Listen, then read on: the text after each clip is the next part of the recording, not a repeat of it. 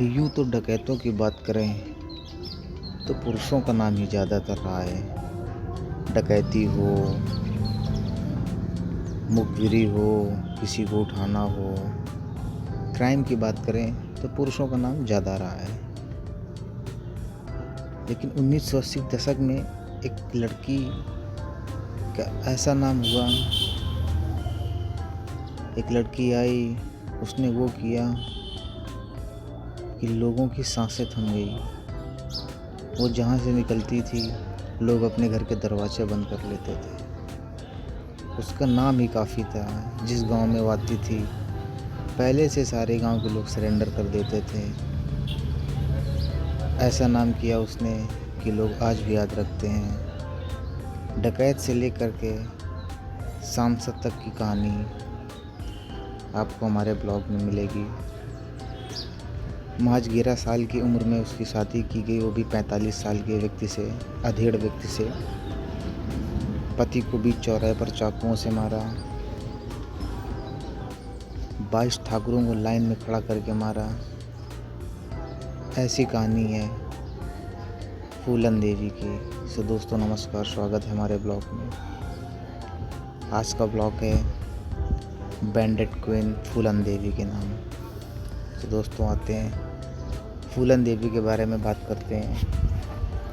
तो फूलन देवी का जन्म 10 अगस्त 1963 में उत्तर प्रदेश के जालौन जिले के गोड़ा का पुरवा में हुआ था। उनके पिता देवी दीन, 3 बहनें और 1 भाई थे। कुछ दिनों बाद फूलन के दादा की मृत्यु हो जाती है और उनके चाचा, उनकी जो थोड़ी बहुत पैतृक संपत्ति थी, ज़मीन थी, उसको भी हड़प लिया। उस समय फूलन देवी की उम्र 10 साल की थी। ज़मीन हड़प लिया फूलन देवी ने, लड़ाई झगड़ा किया, विवाद किया। विवाद ने उनके चाचा के लड़के का नाम मैया दीन, जिसने फूलन देवी को ईंट पत्थरों से बहुत मारा। लेकिन फूलन देवी तब तक लड़ी जब तक वो बेहोश ना हो गई। इस विवाद के बाद उनके क्रोधित स्वभाव को देखकर उनके घर वालों ने 11 साल की उम्र में 45 साल के व्यक्ति पुत्ती लाल के साथ उनकी शादी कर दी। वो भी 1 गाय और 1 साइकिल दहेज में लेकर। शादी के बाद फूलन देवी अपने ससुराल गई। वहाँ पति नशा कर मारना पीटना, यौन शोषण करना, ये डेली का हो गया। 10 दिन हो गए, 20 दिन, महीनों गुजर गए और फूलन इस प्रताड़ना को सहती रही। आखिर व्यक्ति कब तक सहे। कुछ महीनों बाद फूलन चुपचाप वहाँ से निकल गई और सीधा अपने घर पहुँची। यहाँ घर पहुँचने पर कुछ खास सहारा नहीं मिला फूलन को। घर वालों ने कुछ खास नहीं किया, नाराज़गी अलग से जताई। गांव वालों ने तरह तरह की बातें बनाई। फिर से वही ज़मीन का विवाद हुआ। इस बार अपनी बड़ी बहन के साथ मिलकर उन्होंने विवाद किया, लेकिन इस बार ऐसा नहीं हुआ। इस बार फूलन देवी ने अपने चाचा के लड़के मैया दीन को पत्थरों से मारा और बहुत मारा। इस वजह से फूलन देवी को 1 महीने की जेल हो गई। जेल जाने के बाद फूलन देवी 1997 में जेल हुई और 1 महीने जेल काटने के बाद फूलन देवी वापस फिर अपने घर आई। अब तो मोर्चा स्टार्ट हो गया था। यहाँ उनके चाचा एक अलग तनाव में रहने लगे फूलन की वजह से, क्योंकि फूलन क्रोधित स्वभाव की थी। जेल से घर आई, कुछ दिन रही। फिर इसके बाद कुछ उनको सहारा ना मिला, कुछ समझ में ना आया, तो फिर अपने ससुराल जाने का फैसला किया और वो अपने ससुराल गए। ससुराल जानकर देखा कि उनके पति पुत्ती लाल ने पहले से कोई दूसरी शादी कर ली।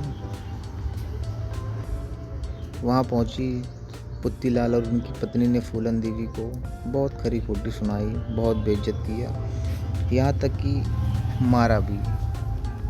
अब फूलन देवी के चारों रास्ते बंद। अब वो क्या कर सकती हैं? घर जा नहीं सकती हैं, ससुराल में पनाह मिलनी नहीं है। मजबूरी में फिर से वो अपने घर आई। घर आकर के फिर से वही बातें, वही ताने, आस पास पड़ोस के लोग, गांव के लोग बातें बनाते, दुनिया भर के जो होते हैं वो सब चलते रहे। कोई ऑप्शन था नहीं, फूलन देवी बर्दाश्त करती रही। इधर इनके चाचा ने फूलन देवी को डकैतों के हवाले करने का प्लान किया। कुछ दिन चलते रहे। एक बार डकैतों की एक टोली,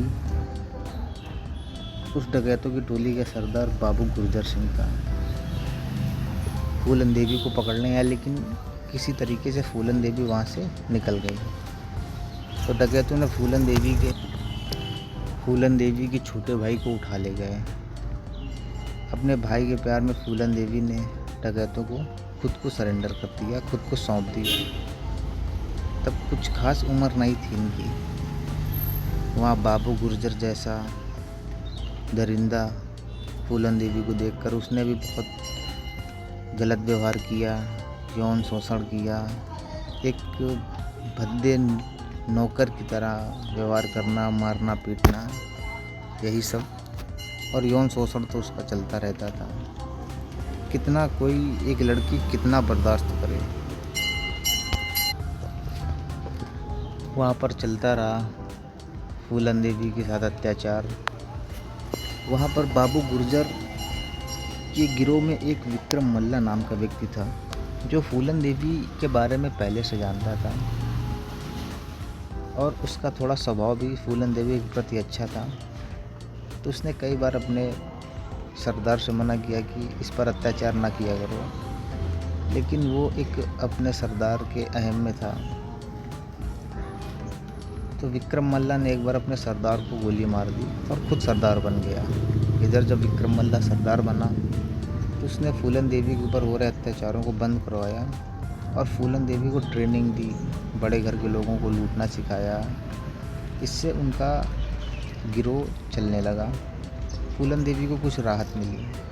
तब तक फूलन देवी ट्रेंड हो गई, क्योंकि उनके पास कोई आसरा था नहीं, ना कोई ऑप्शन था, यही बचा था।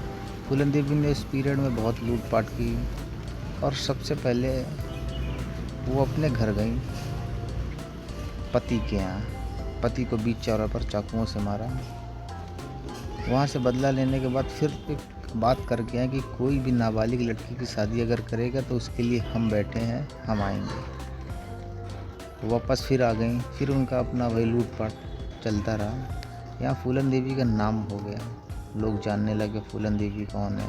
फूलन देवी का एक माहौल बन गया। कुछ दिनों बाद फूलन देवी फिर उस गांव पर आई जिस गांव के ठाकुरों ने फूलन देवी के ऊपर अत्याचार किए थे। गांव पर आकर फूलन देवी ने 22 ठाकुरों को लाइन में खड़ा करके गोली मारी। फिर वापस पुलिस की सूचना, दुनिया भर की बातें, ये सब, फूलन देवी इधर से उधर, उधर से उधर रहने लगी। और इधर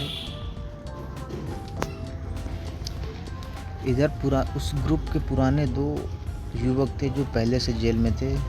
वो जेल से छूटने के बाद, क्योंकि वो जाति से ठाकुर थे, तो उन्होंने देखा कि एक मल्ला समाज का व्यक्ति सरदार बना बैठा, तो उनको अंदर से बहुत जलन हुई।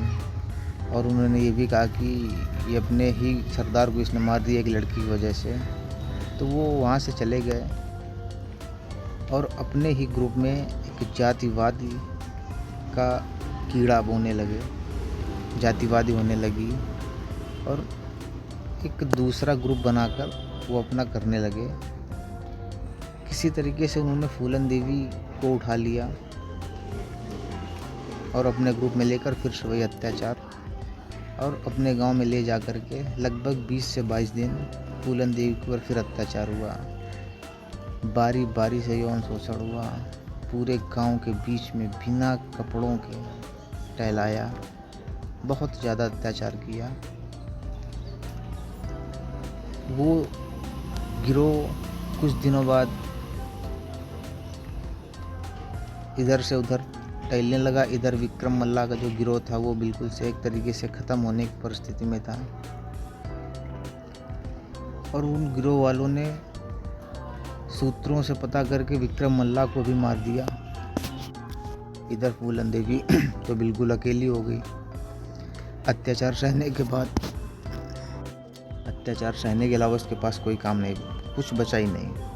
अत्याचार सहना, ठाकुरों का यौन शोषण होना, कुछ दिनों तक ऐसा चलता रहा। फिर विक्रम मल्ला का एक दोस्त ने किसी तरीके से फूलन देवी को बचाया और उनके गिरोह के डर की वजह से चोरी से डकैती करते रहे। जब उनका ग्रुप एक मजबूत ग्रुप बन गया तब वो खुलेआम करने लगे। फूलन देवी को पता चला कि एक पास के गांव में जो 2 ठाकुरों ने उनको अगवा किया था वो शादी में आने वाले हैं। फूलन देवी वहां पर पहुंची और वहां पहुंचकर उन्होंने 22 ठाकुरों को लाइन में खड़ा करके गोली मारी। गोली मारने के बाद तब तक फूलन देवी का एक नाम हो गया था। फूलन देवी बचने के लिए कानपुर जैसे शहर की बीहड़ में हो रही काफ़ी शहरों में इधर से उधर अपना स्थान बदलती रहती थी। कुछ दिनों बाद पुलिस प्रशासन थोड़ा तेज हुआ। एक साथ 22 लोगों की मौत बहुत बड़ा हादसा था उस समय। यहाँ तक कि फूलन देवी की वजह से वहाँ के नेता, जो तत्काल प्रभाव के नेता थे, उन्होंने अपना इस्तीफ़ा देना पड़ा उनको। फिर किसी तरीके से फूलन देवी को एसपी ने समझाया बुझाया, सरेंडर करने के लिए कहा। फूलन देवी मान गई। फूलन देवी का कहर इतना था कि उत्तर प्रदेश और मध्य प्रदेश की पुलिस आपस में लड़ गई, गोलीबारी हो गई फूलन देवी के डर की वजह से। एक राजनीति। फूलन देवी ने सरेंडर करने का फ़ैसला किया। पहली बार तो उन्होंने सरेंडर नहीं किया, क्योंकि जब सरेंडर करने का टाइम है तो उत्तर प्रदेश और मध्य प्रदेश पुलिस के बीच में विवाद हुआ। तो फूलन देवी ने अपना प्लान बदल दिया। फिर तत्कालीन एसपी ने अपनी पत्नी और अपने एक इकलौते बेटे के साथ फूलन देवी के यहाँ गए और उन्होंने फूलन देवी से कहा कि अगर आपको मेरे ऊपर विश्वास नहीं तो आप मेरा बेटा रख सकती हो गवाही के तौर पर। आपको कुछ नहीं होगा, आप सरेंडर करिए, कुछ भी नहीं होगा। फूलन देवी ने ये देख करके सरेंडर करने का फ़ैसला किया, लेकिन उन्होंने एक शर्त रखी कि जब हम सरेंडर करेंगे तो मेरे पास एक सरस्वती माँ और गांधी जी की मूर्ति मेरे पास होनी चाहिए। फूलन देवी ने सरेंडर किया। महज 11 साल जेल में रहीं। जेल के समय ही उनकी तबीयत ख़राब हुई, बहुत सारे ऑपरेशन हुए उनके। उसी बीच फूलन देवी की नाम पर एक बैंडेड क्वीन के नाम से मूवी बनी। फूलन देवी ने उसका भी बहुत विरोध किया, क्योंकि उनके बिना परमिशन से हुआ था। इधर राजनेता मुलायम सिंह यादव को मौका मिला, उन्होंने फूलन देवी को राजनीति में आने का निमंत्रण दिया। फूलन देवी राजनीति में आई और जीती, और जीतकर सांसद बनी। सांसद बनने के बाद उन्होंने महिलाओं के लिए, गरीब तबके की महिलाओं के लिए बहुत सारे काम किए। और कुछ दिनों बाद उनके ही आवास पर कुछ लोगों ने गोली मारकर उनकी हत्या कर दी। तो दोस्तों, अगर आपको कहानी पसंद आई हो तो आप लाइक और शेयर करें, सब्सक्राइब करें। मिलते हैं किसी ऐसी स्टोरी के साथ नेक्स्ट ब्लॉग में। धन्यवाद। जय श्री राम।